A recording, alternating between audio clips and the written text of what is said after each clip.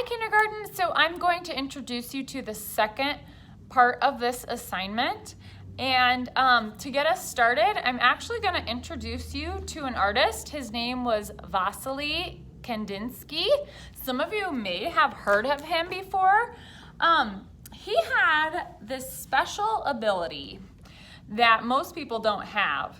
And it's actually called synesthesia, okay? And it's when someone, it can actually be, there's a couple different forms of synesthesia, but it's when like maybe someone hears something and they see a color in their mind, or they taste something and they see lines in their mind moving, or they see something and they hear music, or they hear music and they see something. So there's lots of different forms of synesthesia. In fact, I'm not even talking about all of the different forms right now. But his ability was that when he would listen to music, he would see shapes and lines and colors, and he would create paintings based off of different songs that he heard, okay?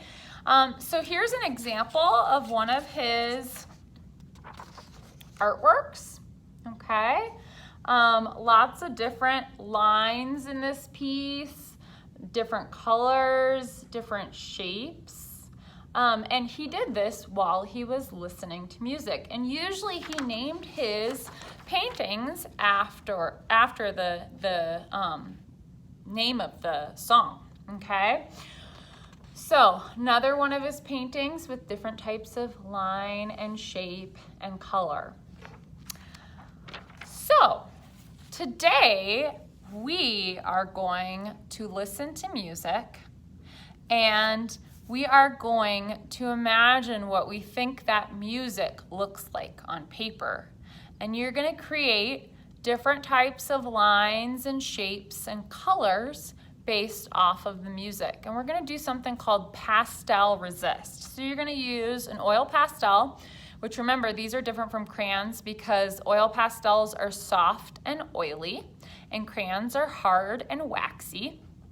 So you're going to use oil pastels, and then we're going to actually brush over our drawing with watercolor, and that's called the oil pastel resist, okay?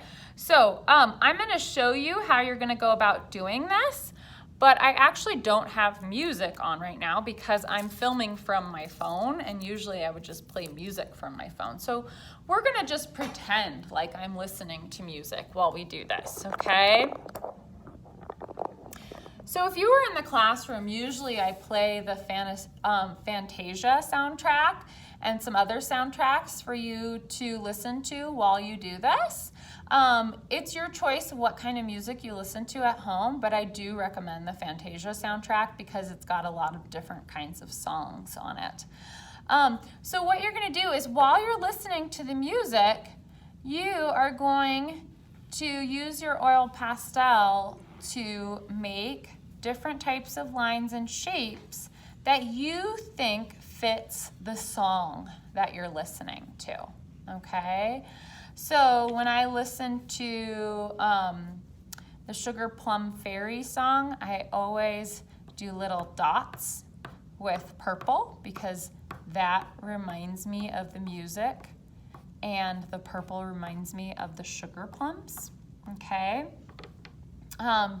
And so remember how we talked about how lines also create shapes? Maybe you'll see or imagine different shapes in your head when you listen to the song, okay? So maybe a certain song might remind you of circles. Maybe another song might remind you of a zigzaggy triangle, okay? But as you listen to the music, you are going to try to capture what you hear, okay? Just like Vasily Kandinsky, okay?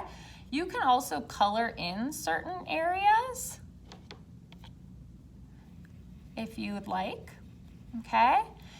One thing that's really important is to make sure that you're not scribbling, okay? Sometimes people get carried away with the music and they just start scribbling like a crazy person, okay? And even if the music sounds a little crazy and upbeat, I want you to try to avoid scribbling, okay? I want your artwork to be thoughtful, okay? And I want you to really pay attention to what kinds of lines and shapes you think fits the song, okay? After you've filled the paper with different types of lines and shapes while listening to the music, okay, then you are gonna go back in with a brush and watercolor, okay, and you're gonna paint over your image, and you're gonna discover that you still see the oil pastel, because the oil in the oil pastel actually pushes the water and the color away so that you can still see it, okay? Remember, watercolor is called watercolor because you're using a lot of water and just a little bit of paint, okay? Also, something to keep in mind is you want to have a good hair day with your brush. So you don't want to be rough with your brush. You want to be nice and gentle. And we call this a good hair day. A bad hair day is like a brush that looks like this. Okay? Remember, you want to have a good hair day because a good hair day keeps your brush lasting long. Okay? And while you're painting, you're still going to be listening to music. Okay? And thinking about what colors you think go with each song, okay? And then are you noticing that as I'm brushing the paint over this, that you still see the oil pastel, okay?